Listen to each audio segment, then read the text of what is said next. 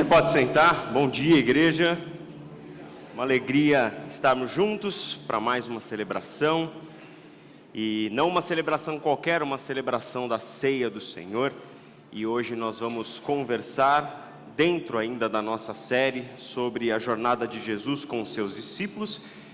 E a gente tem, nas histórias dos 4 evangelhos, uma das cenas mais marcantes, mais vibrantes da relação de Jesus com os seus discípulos, que foi justamente a ceia que ele celebrou aos seus discípulos. Hoje nós vamos ler Marcos capítulo 14, de 22 a 26. Se você puder abrir a sua Bíblia, Marcos 14, de 22 a 26.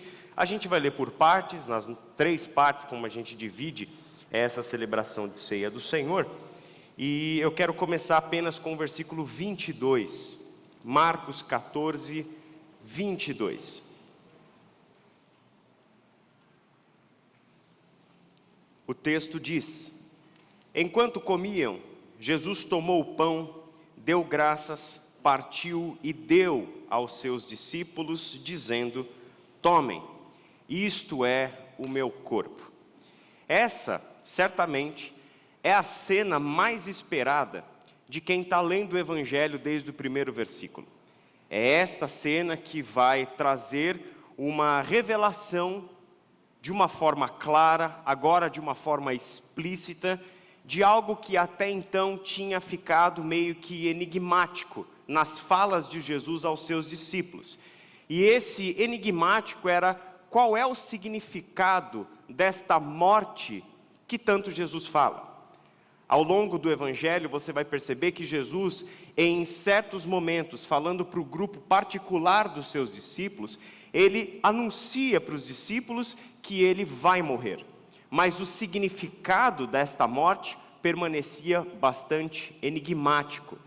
E aqui a gente tem então Jesus montando essa cena justamente no período da Páscoa. A Páscoa judaica, a celebração e de uma grande festa, na verdade, uma das 4 festas mais importantes do povo bíblico de Israel, e ela tinha este objetivo de geração em geração, levar o povo de Deus não apenas a participar de um ritual vazio, mas a ideia de uma celebração da Páscoa, dada a importância dela, todos os preparativos, todos os elementos, tudo que era dito, tudo que era feito numa liturgia pascal, era levar o povo a realmente reviver a experiência dos israelitas escravizados na terra do Egito e libertados por Deus, e tendo a festa da Páscoa como o grande marco do dia da libertação, o dia em que Deus ouviu o clamor do seu povo, o dia que Deus viu a opressão do seu povo. E aí, ao longo de toda a narrativa do livro do Êxodo, todo aquele drama para a libertação, até que finalmente Deus liberta o seu povo da terra do Egito. E essa tem uma característica especial dentre as festas de Israel antigo, que era uma celebração familiar. A festa da Páscoa era para ser celebrada dentro das casas, no contexto familiar, onde as famílias se reuniriam ao redor da mesa e então participariam desta revivência de todo o evento da libertação da terra do Egito. E essa cena da Páscoa que Jesus celebra com os discípulos, ela começa lá no versículo 12, do mesmo capítulo 14. E nesse versículo 12, a gente tem a indicação de que esta tradição pascal seguia um ritual com muita organização, tudo era preparado com antecedência, as ervas amargas separadas na véspera, o cordeiro preparado a tempo, o pão com todos os seus ingredientes já preparados, a casa passava por uma limpeza milimétrica para tirar de dentro da casa todo o vestígio de fermento que pudesse existir. Então tem todos esses elementos que fazia parte desse grande ritual. Lá no versículo 12, a gente lê o seguinte: no primeiro dia da festa dos pães sem fermento, quando se costumava sacrificar o cordeiro pascal, os discípulos de Jesus lhe perguntaram: aonde queres que vamos e te preparemos a refeição da Páscoa? Como era um hábito numa comunidade de mestre e discípulos, os discípulos se tornavam os responsáveis, eles eram os braços, que iam à frente e faziam todos esses preparativos antecipados para a celebração da Páscoa. Mas é importante a gente destacar isso, porque quando o texto sinaliza de que estava no dia da festa dos pães sem fermento, e era nesse dia, nesse período, quando se costumava fazer o quê? Sacrificar o cordeiro pascal.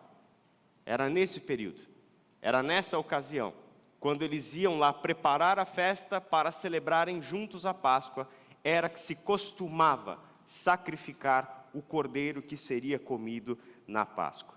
Quando a gente volta então para o texto, a gente vai perceber o que Jesus está fazendo. Jesus está se posicionando em todo esse preparativo, ele se posiciona como o chefe da casa, como o chefe da família. Os seus discípulos são a sua família, a sua comunidade, e cada passo da tradição da Páscoa está sendo seguida rigorosamente por Jesus, os seus discípulos, afinal, eles eram judeus. Eles celebravam a Páscoa desde a infância dentro dos seus lares. Todos os anos, por todos os anos das vidas deles, eles celebravam essa festa. E agora eles estavam à mesa com Jesus. Toda essa tradição sendo seguida por Jesus e os seus discípulos, sempre olhando para o que era a Páscoa. Esse relembrar do que Deus havia feito com Israel no passado. Só que neste momento, e com esta frase, tomem, isto é o meu corpo, Jesus está deixando de olhar para trás e começando a olhar para frente. Aqui um movimento novo se insere na tradição pascal de Israel, onde Jesus, a partir desta afirmação que ele faz, tomem, isto é o meu corpo, isso não é mais o pão que vai alimentar vocês, isso não é apenas um pão sem fermento da celebração pascal. Entendam que o que eu estou fazendo aqui é partir o meu corpo. Ele está olhando para o seu sacrifício. Ele está olhando, enquanto esteve olhando para a festa da libertação dos escravos em Israel, a partir deste momento, ele começa a olhar para a realidade dos discípulos.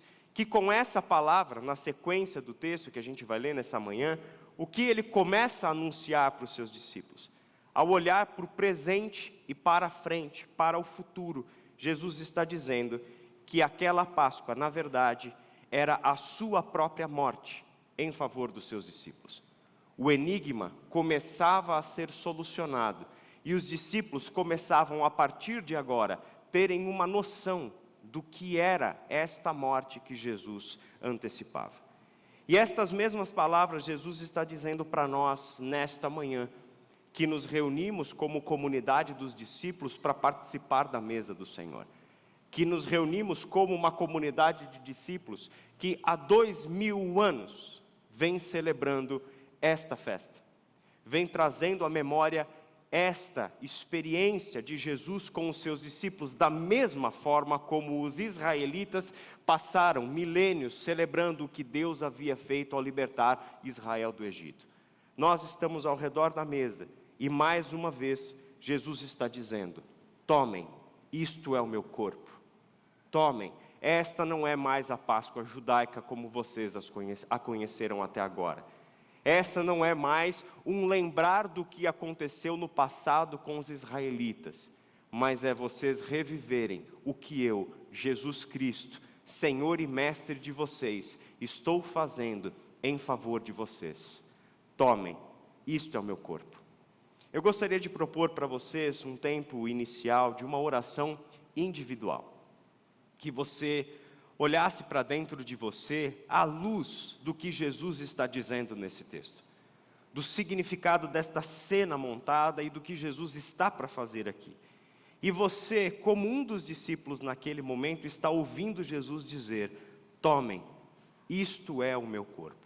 Se você fosse um dos discípulos ao redor daquela mesa com Jesus, naquela celebração de Páscoa, como essas palavras de Jesus seriam recebidas por você?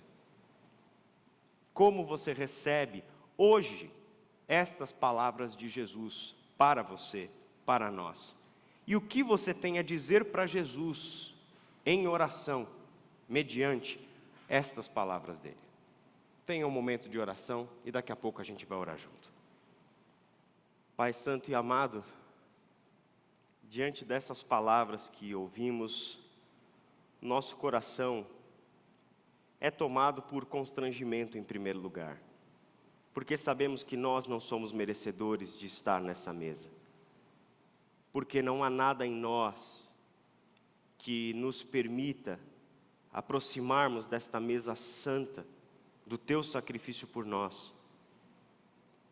Ao mesmo tempo, Pai, nosso coração é tomado de louvor e gratidão, porque se nós estamos ao redor desta mesa, é por causa do sacrifício de Jesus de Nazaré. É porque um dia estas palavras foram ouvidas: tomem, isto é o meu corpo. E elas continuam a ser ouvidas pelo teu povo. Elas continuam a ser ouvidas pela comunidade dos discípulos, que ao ouvirem estas palavras, são tomados de temor e de gratidão. Porque o nosso lugar à sua mesa é garantido por este sacrifício. Porque um dia o santo morreu em nosso lugar. Porque um dia o justo, que não cometeu o pecado, como um cordeiro levado ao matadouro, levou sobre si as nossas transgressões e a nossa culpa. E este cordeiro de Páscoa, este cordeiro de sacrifício, é o teu Filho, o Senhor do universo, o príncipe de justiça e paz, a quem hoje nós podemos chamar de nosso mestre e irmão. Obrigado, Senhor, por este sacrifício. Obrigado porque o Senhor nos garantiu um lugar à mesa da comunhão com a Trindade Santa. O Senhor nos deu um novo nome, uma nova família e uma nova história. Porque a partir destas palavras, tomem, isto é o meu corpo, se abre para nós o caminho vivo e verdadeiro para nos apresentarmos inculpáveis na presença do Deus Santo e Eterno. Louvado seja o Senhor, Pai. Receba, como tem recebido até aqui, as nossas orações, as palavras do nosso coração e até mesmo o silêncio que a gente tem para entregar para o Senhor quando as palavras nos faltam. Graças te damos, Pai, porque quem prepara essa festa é o Senhor e não nós. Quem nos convida à mesa é o Senhor e não a gente. Esta mesa santa e sagrada a qual nós vamos participar. Receba, Senhor, o nosso louvor e gratidão em nome de Jesus. Amém. Vamos cantar? Vamos seguindo com o texto, versículos 23 e 24. O Senhor nos diz: em seguida tomou o cálice, deu graças, ofereceu-o aos discípulos e todos beberam. E disse-lhes: isto é o meu sangue da aliança, que é derramado em favor de muitos. No versículo 22, a gente leu Jesus dizendo aos discípulos: isto é o meu corpo. E agora, no verso 23 e no verso 24, a gente tem ali o contexto em que Jesus anuncia para os discípulos o sangue. Isto é o meu sangue, o sangue da aliança, que é derramado em favor de muitos. Na noite da história da Páscoa, lá no tempo do Êxodo, a libertação, lembrando do povo da escravidão do Egito, o sangue foi utilizado ali como um simbolismo deste ato libertador de Deus em favor do seu povo. O texto de Êxodo, capítulo 12, do verso 21 ao 28, mostra um pouquinho disso. E aí nesses versos aqui, 21 parte B e 22 parte A, a gente encontra de uma forma bastante clara: escolham um cordeiro ou um cabrito para cada família, sacrifiquem-no para celebrar a Páscoa, molhem um feixe de hisopo no sangue que estiver na bacia e passem o sangue na viga superior e nas laterais das portas. Então, a tradição do sacrifício de um cordeiro pascal, o guardar o sangue daquele animalzinho para que o sangue dele fosse passado nas vigas das portas, isso fazia parte de todo aquele preparativo para a iminente libertação. A Páscoa era tão simbólica para eles que geralmente os elementos da Páscoa e todas essas coisas, por muito tempo, foi comido de pé pela família que celebrava a Páscoa, por causa que simbolizava a pressa para eles deixarem aquela terra e irem logo para a terra prometida por Deus por meio da libertação. Depois de alguns séculos, criou-se esse hábito de se reclinar à mesa e participarem à Páscoa. Mas esses elementos, mas especialmente o sacrifício do cordeiro e o sangue deste cordeiro, passado na viga superior e nas laterais da porta, era uma marca, o que trazia, portanto, a ideia do sangue como uma marca desta libertação. E no mesmo livro de Êxodo, no capítulo 24, verso 8, a aliança de Deus com o seu povo, agora liberto, seria confirmada com o sangue. Olha o que diz o texto. Depois Moisés aspergiu o sangue sobre o povo, dizendo: este é o sangue da aliança que o Senhor fez com vocês, de acordo com todas essas palavras. Portanto, na história do Êxodo, tanto a festa da libertação, quanto a aliança, de acordo com a vontade de Deus revelada para que esse povo vivesse de acordo com aqueles mandamentos, tem a presença do sangue como seu marco principal. O sangue daqueles animais que seriam sacrificados, e sempre a ideia de um sacrifício. Então este sangue estava ali presente. Quando a gente pega todo esse contexto do Êxodo e volta para a mesa de Jesus com os seus discípulos, a gente tem uma dimensão do que significa Jesus dizer para os discípulos: isto é o meu sangue da aliança, que é derramado em favor de muitos. Como a gente viu, ao dizer isto é o meu corpo, ele já deixou de olhar para a Páscoa passada, mas pega aqueles elementos e olha em direção ao futuro. E o que estava para acontecer é o sacrifício de Jesus. Agora ele pega outro elemento vital para as celebrações da Páscoa e para a aliança com Deus lá no Êxodo e diz: isto é o meu sangue, o sangue da aliança, que é derramado em favor de vocês. E não apenas uma aliança qualquer, mas a referência a que Jesus faz aqui é o sangue da nova aliança. Uma nova aliança que até este momento só existia em uma promessa.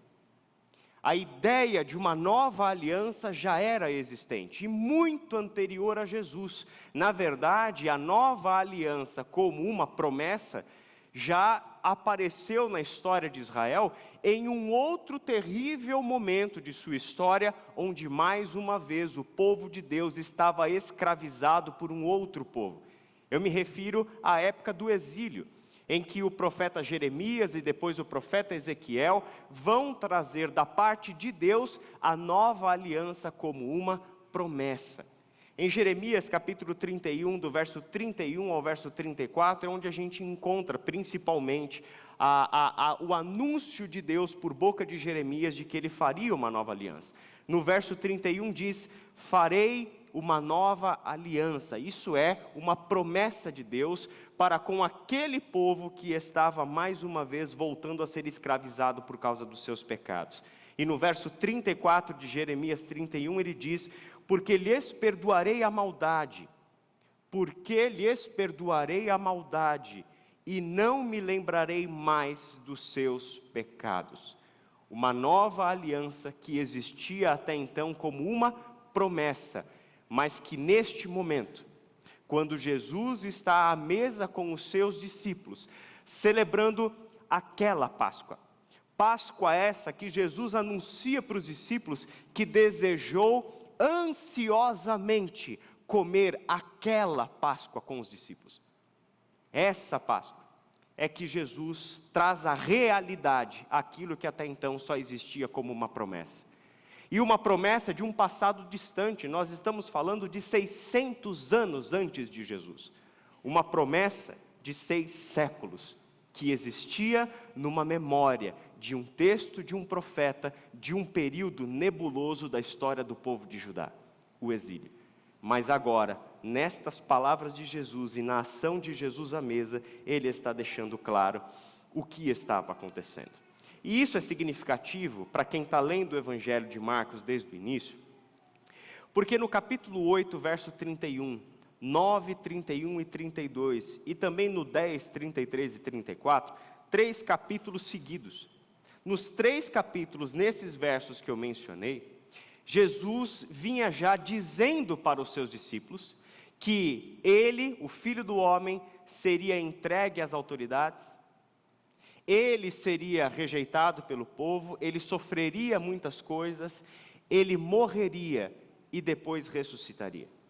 Ele vinha já anunciando para os discípulos, preparando o coração e preparando a mente dos discípulos do que estava para acontecer. E os discípulos já tinham o entendimento, pelo menos de ouvir Jesus falar, que o seu destino era Jerusalém e estar em Jerusalém para a morte. Mas até então os discípulos não entendiam o que isso significava. E inclusive isso está escrito no capítulo 9, verso 31 e 32, onde os discípulos ouviam essas palavras, não entendiam o que elas significavam e tinham receio de perguntar para Jesus. Convenhamos, talvez você também tivesse receio de perguntar. Ele está falando que ele vai morrer. O que isso significa? Talvez nenhum discípulo tivesse coragem de levantar a mão e perguntar o que isso significa. Certamente o temor, a expectativa, aquele ambiente enigmático que pairava sobre a mente e o coração dos discípulos. O que significa Jesus dizer que vai morrer e o que significa ele dizer, pior ainda, que vai ressuscitar? Qual é o significado dessas palavras? Só que agora, naquela ceia, tudo estava sendo revelado. E o que está sendo revelado com estas duas afirmações de Jesus no contexto da Páscoa?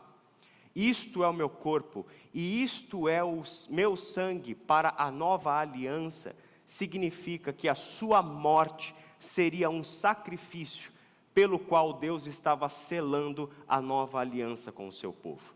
O sacrifício está no sangue que simboliza a vida sendo derramada em favor de muitos. Então, aquela promessa feita ao povo, lá na boca de Jeremias do capítulo 31, é unida a uma outra promessa que até então não estava associada a uma outra. E o que Jesus faz é inédito, daí a completa incompreensão dos discípulos.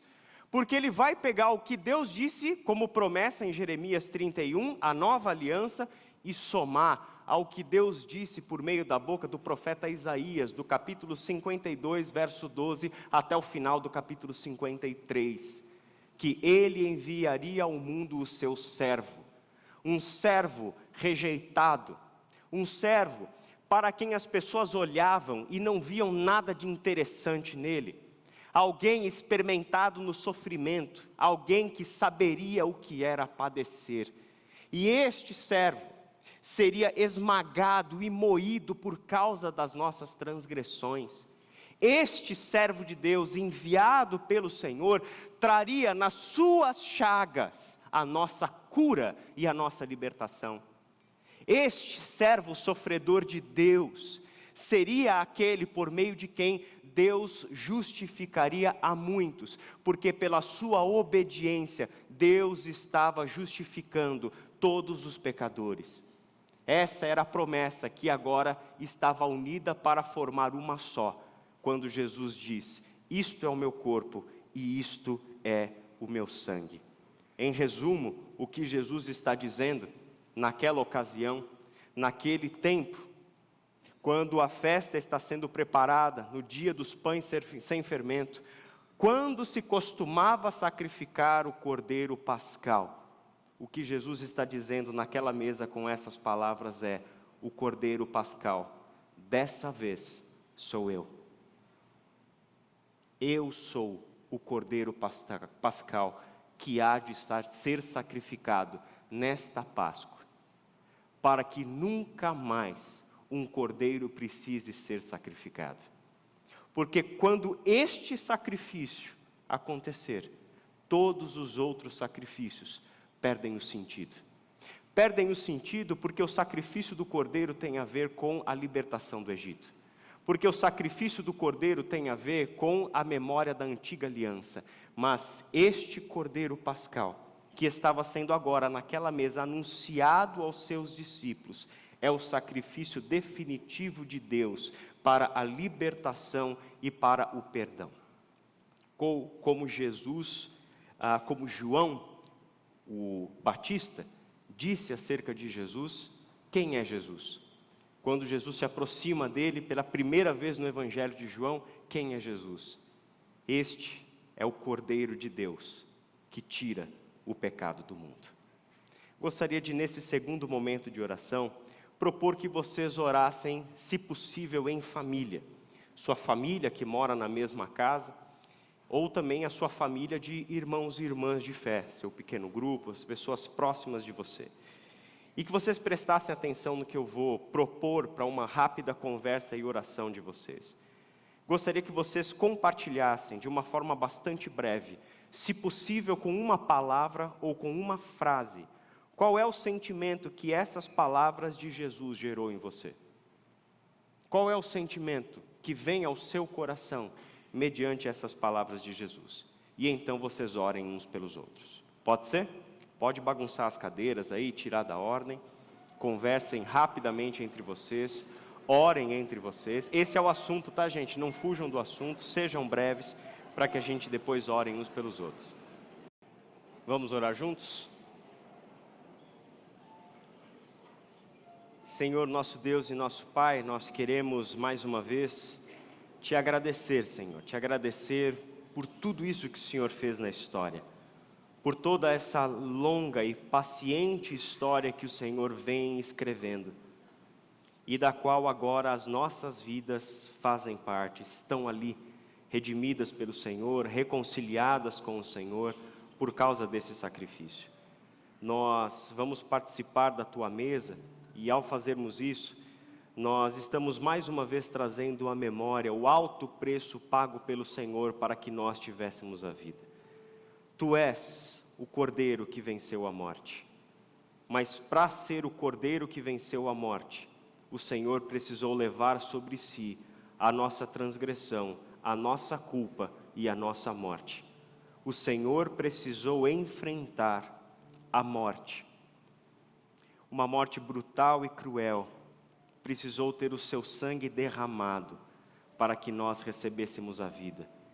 E nós, Pai, como comunidade dos discípulos, não podemos, em nenhum momento, deixar a nossa memória falhar quanto a este sacrifício e a este alto preço pago pela nossa vida. Que esta memória gere em nós o entendimento de quem nós somos aos Teus olhos.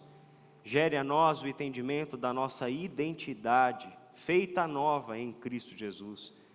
Leve a gente ao compromisso de sermos verdadeiros discípulos e discípulas do Senhor Jesus de Nazaré, o Cristo, Senhor e Mestre de todo o seu povo.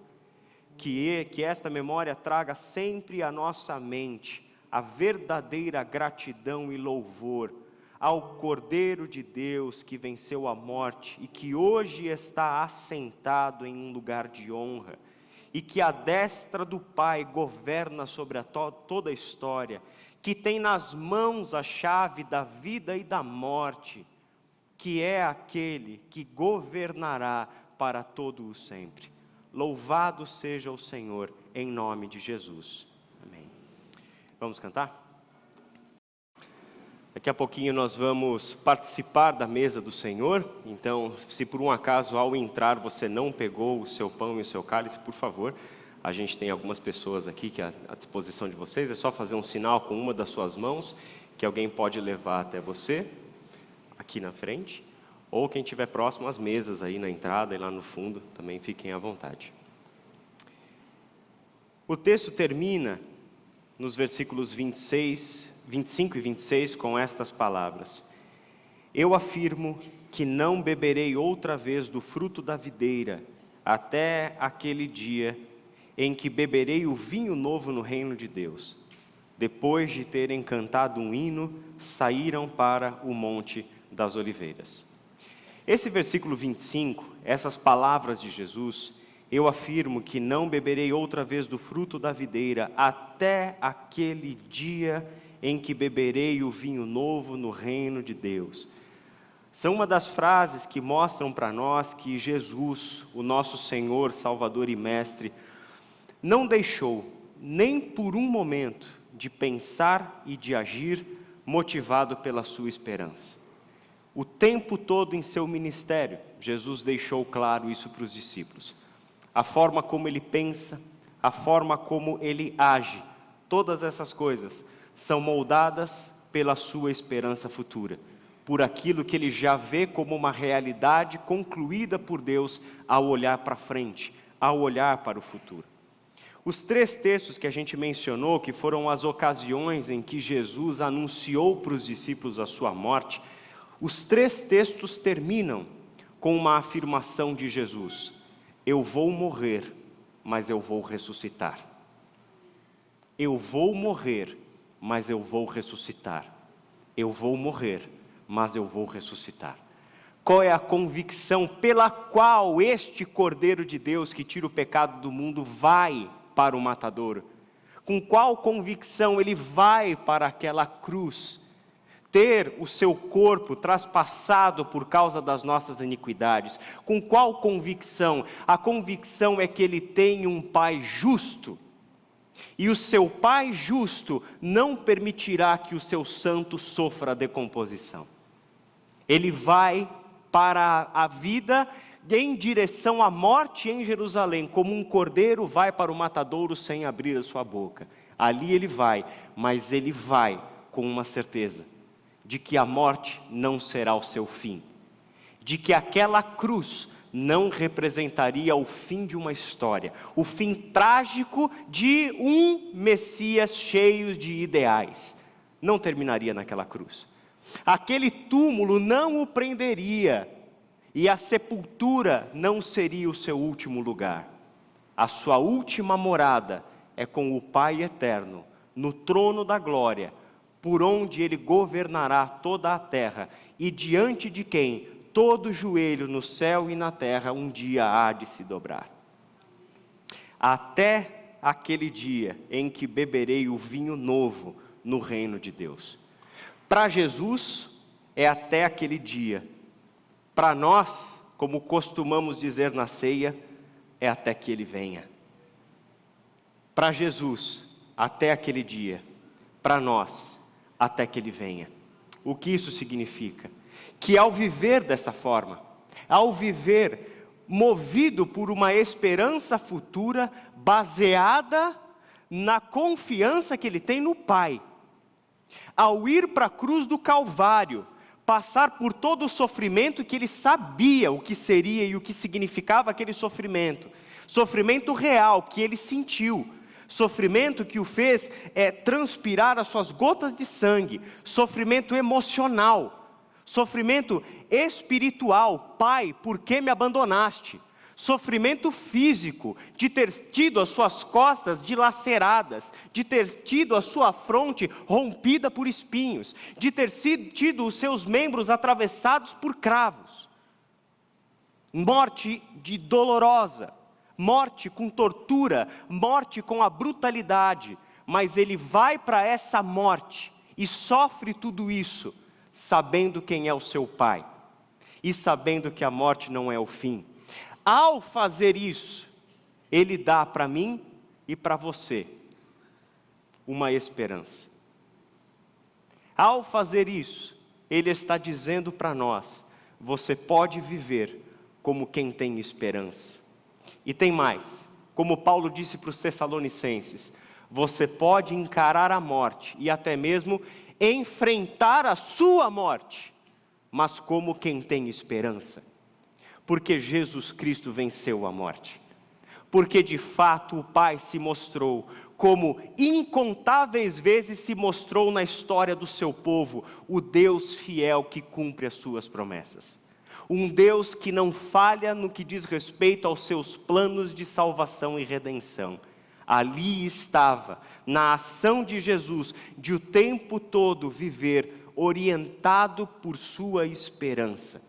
Que todos nós tenhamos essa percepção de que a gente pode viver com esperança, sabendo que Jesus Cristo ressuscitou, Se Jesus Cristo ressuscitou, significa que a morte foi vencida. E se a morte foi vencida, não há nada, nenhum poder e nenhuma autoridade que de fato agora possa me separar hoje e por toda a eternidade do nosso Deus, Senhor e Salvador. Nesse momento, eu gostaria que nós orássemos mais uma vez, trazendo à memória essas 3 palavras de Jesus: isto é o meu corpo, isto é o meu sangue, e até aquele dia. Isto é o meu corpo, isto é o meu sangue, e até aquele dia. E com essa oração nós preparássemos o nosso coração para participarmos juntos da ceia do Senhor. Se você quiser usar esse momento para abrir o seu copinho, tirar o pedacinho de pão e deixar preparado que ao final da oração nós vamos comer e beber juntos. Senhor, nosso Deus e nosso Pai, nós queremos te dar graças mais uma vez pelo Cordeiro do Senhor que tira o pecado do mundo. Obrigado, Senhor, pelo corpo de Jesus Cristo que foi partido por nós. Obrigado pelo sangue de Jesus Cristo que foi derramado como o sangue da nova aliança, pela qual agora nós podemos ter a vida. Nós, como comunidade dos discípulos, podemos vivenciar o significado profundo desta morte em toda a história e em nossa vida particular. Obrigado, Senhor, porque hoje nós vivemos como comunidade dos discípulos, verdadeiramente vivos, porque conhecemos o Senhor, porque o sangue do Cordeiro nos purificou de todo o pecado, porque a morte e a ressurreição de Jesus Cristo é também a nossa morte e a nossa ressurreição.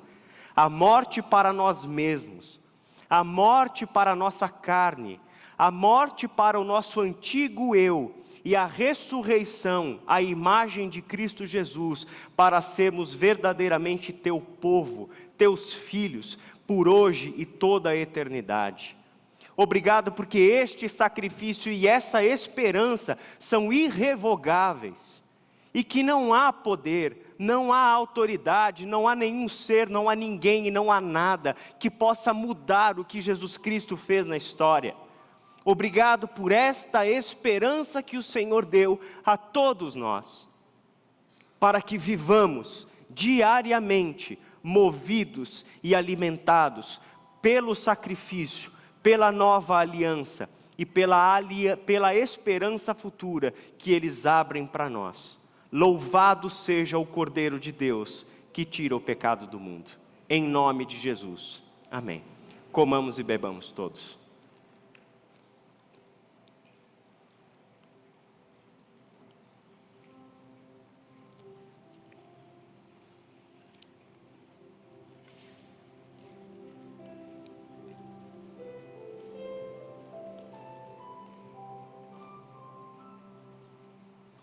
Eu gostaria de encerrar esse momento deixando com vocês uma citação de John Stott para a sua reflexão semanal.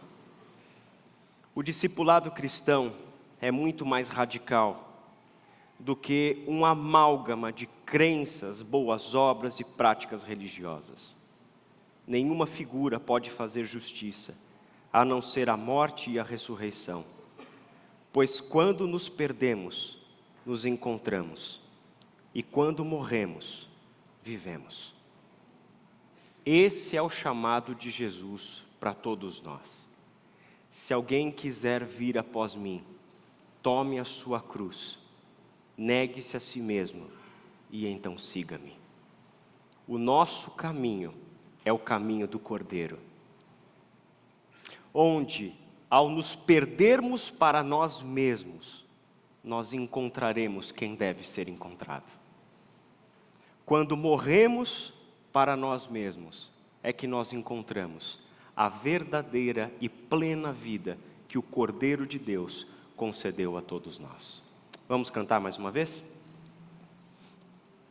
Te louvamos, ó Pai, por mais esse tempo reunidos como tua igreja. Te louvamos pelo teu sacrifício por nós. Te louvamos pela esperança que o Senhor concedeu a nós.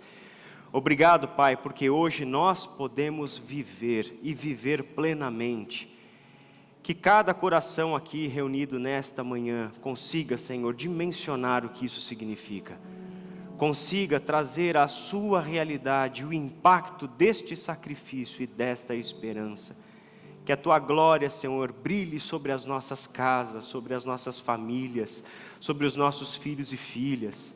E que o nosso compromisso pessoal como discípulos do Senhor alcance as gerações futuras, para a honra e glória do Teu santo e bendito nome.